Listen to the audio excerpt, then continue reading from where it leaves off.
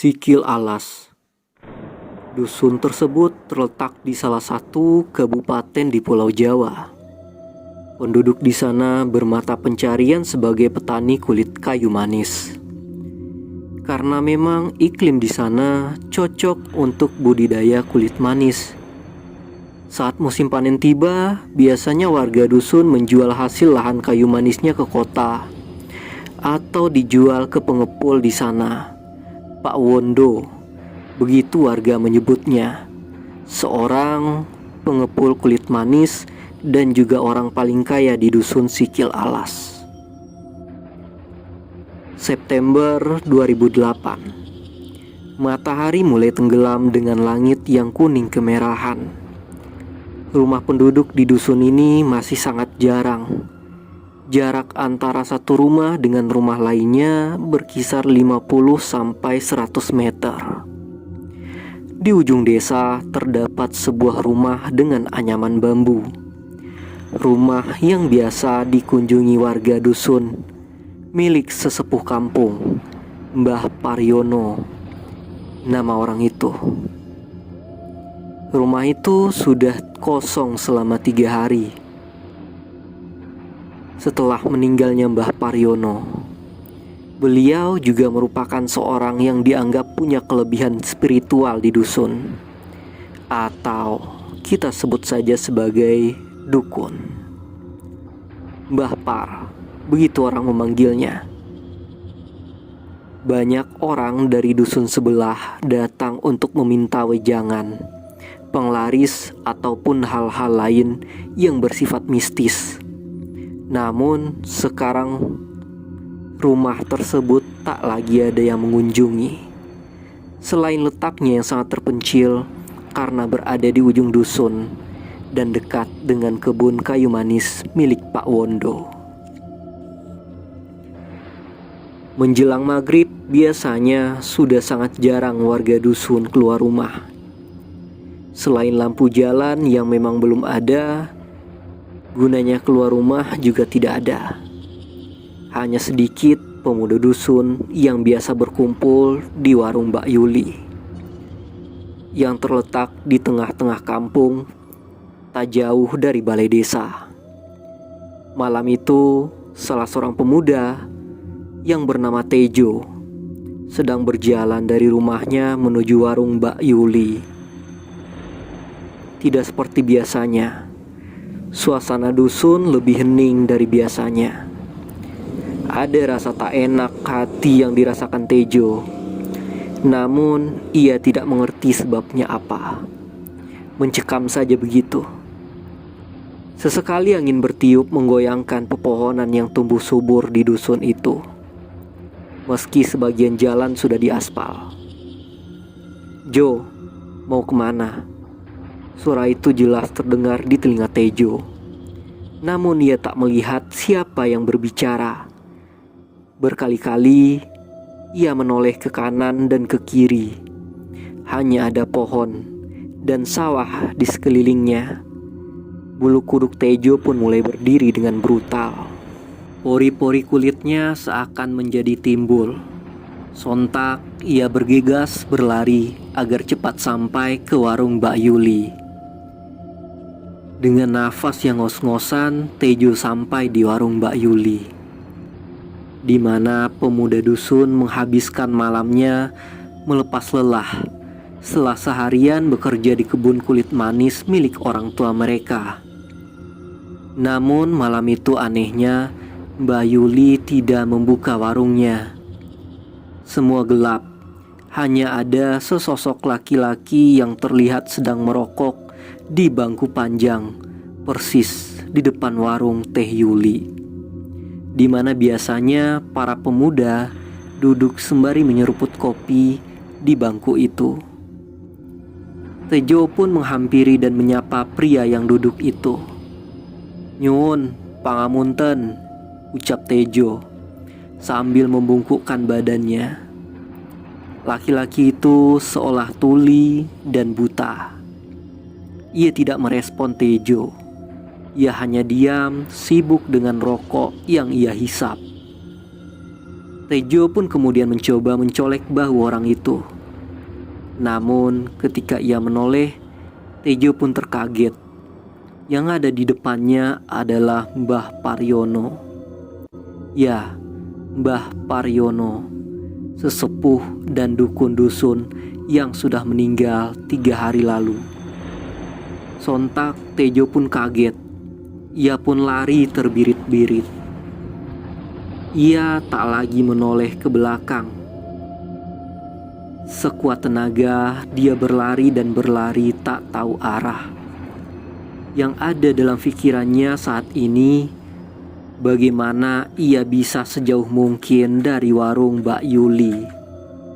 "Jo, Tejo!"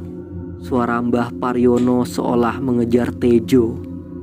Namun sosoknya tak terlihat. "Jo, tolong Mbah Jo, tolong jangan lari. Kurang ajar kamu. Orang tua minta tolong, kamu malah lari." Seolah tak menghiraukan suara itu, Tejo pun terus berlari hingga tanpa sadar ia sampai ke dusun tetangga. Kondisi Tejo yang panik membuat warga dusun sebelah keheranan. Mereka bertanya-tanya pada Tejo, namun Tejo hanya meracau tidak jelas. Beberapa warga yang menemuinya secara tak sengaja itu kemudian berusaha menenangkan Tejo, memberinya air putih. Salah seorang warga itu bertanya, "Ada apa nak?" Dengan terengah-engah mengatur nafasnya, Tejo berkata, Mbah Paryono," ucapnya kepada warga yang bertanya itu. Keesokan harinya Tejo pun jatuh sakit. Ia demam tinggi dan lidahnya seolah-olah kaku. 1 minggu setelah kejadian itu, cerita mengenai teror dari Mbah Paryono telah menyebar dari mulut ke mulut warga. Kabar itu juga menjadi trending topik di dusun sebelah. Ada yang berpendapat bahwa Mbah Paryono yang sudah meninggal tidak sadar bahwa ia sudah meninggal, karena ilmu yang ia miliki membuat jasadnya ditolak oleh bumi. Dusun yang semulanya memang sepi, setelah maghrib menjadi semakin sepi dan seperti kampung mati. Ketika malam tiba, tak ada lagi pemuda yang duduk di warung Mbak Yuli. Semenjak kabar Tejo yang bertemu dengan Mbah Paryono tersebar di dusun mereka. Suasana dusun selalu mencekam setiap malamnya. Bahkan beberapa hari lalu, Pak Wondo dan beberapa warga yang pulang dari kebun kulit manisnya sempat melihat sosok Mbah Par. Teror ini tidak lagi dialami 1-2 orang. Sejak apa yang dialami oleh Tejo, banyak juga warga yang mengalami hal serupa.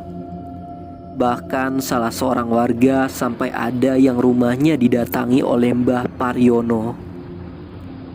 Malam itu hujan turun dengan sangat deras, membuat suasana semakin mencekam. Tiba-tiba ada yang mengetuk pintu rumahnya. Tok, tok, tok. Dan ketika dibuka, alangkah terkejutnya sang tuan rumah. Ia melihat sosok Mbah Paryono yang sedang basah kuyup meminta masuk ke rumahnya untuk berteduh. Hal yang membuat seempu rumah langsung jatuh pingsan. Karena sudah banyaknya warga yang mendapatkan teror dari arwah Mbah Paryono, kepala dusun akhirnya turun tangan. Ia memanggil orang pintar dari luar kabupaten untuk mengusir arwah dari Mbah Paryono. Ki Slamet, seorang dukun yang namanya cukup terkenal oleh orang-orang di wilayah itu. Ia memulai ritualnya ketika tepat tengah malam di halaman rumah Mbah Paryono. Beberapa warga yang berani menyaksikan proses ritual itu. Mulut Ki Slamet komat kamit membaca mantra. Sesekali air liurnya muncrat ke sebuah mangkok yang telah ia bakar kemenyan. Aroma kemenyan dan dupa sangat menyengat, sehingga beberapa warga yang tidak kuat akan bauan itu meninggalkan lokasi. Namun mereka yang meninggalkan tempat itu dapat dikatakan adalah orang-orang yang beruntung. Karena apa yang akan terjadi kemudian adalah kejadian yang sangat mengerikan, yang tidak akan dilupakan beberapa orang warga dan kepala dusun. Tiba-tiba pintu rumah Mbah Paryono terbuka. Terlihat sosok lelaki tua itu keluar dari gelapnya rumah itu.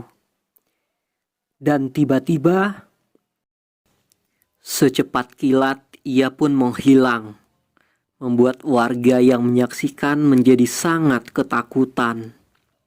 Bahkan Ki Slamet terlihat bercucuran keringatnya. Tak lama kemudian, terdengar suara jeritan yang sangat keras. Ya, itu suara dari Ki Slamet. Ia menjerit-jerit bak orang kesetanan, berguling-guling di tanah dan kemudian membenturkan kepalanya ke pohon-pohon. Darah pun berceceran. Beberapa warga mencoba memegangi Ki Slamet, namun mereka tidak mampu. Suasana semakin panik. Hingga tak lama kemudian Ki Slamet pun meregang nyawa di hadapan kepala dusun dengan kondisi yang sangat mengenaskan. Apa yang mereka lihat malam itu adalah sebuah pengalaman yang tidak akan terlupakan seumur hidup. Suasana mencekam, ketakutan, tiada pernah mereka alami sebelumnya. Semenjak kejadian itu, kepala dusun mengimbau warga untuk pulang lebih awal dari kebun mereka. Jam malam pun diberlakukan, dan lampu rumah dibiarkan menyala, dan pintu-pintu harus dikunci. Tak ada yang berani membuka pintu jika ada yang mengetuk. Warga hidup dalam ketakutan. Karena hal tersebut, beberapa warga pun pindah ke dusun lain. Bahkan ada yang memutuskan merantau keluar kabupaten. Perlahan-lahan warga dusun pun meninggalkan tanah kelahiran mereka. Karena takut akan teror dari Mbah Paryono yang hampir setiap malam menghantui mereka. Dan di tahun 2010, dusun Sikil Alas pun ditinggalkan oleh seluruh penduduknya. Hanya sisa-sisa bangunan dan megahnya rumah Pak Wondo yang saat ini telah ditinggalkan. Laba-laba mulai membuat sarangnya di sana. Tembok rumah mulai lusuh dan sebagian kaca jendela sudah pecah. Ada juga beberapa rumah warga yang tak dihuni lagi, kemudian rubuh begitu saja. Dan akhirnya lama-kelamaan dusun Alas Sikil pun hilang dari peta.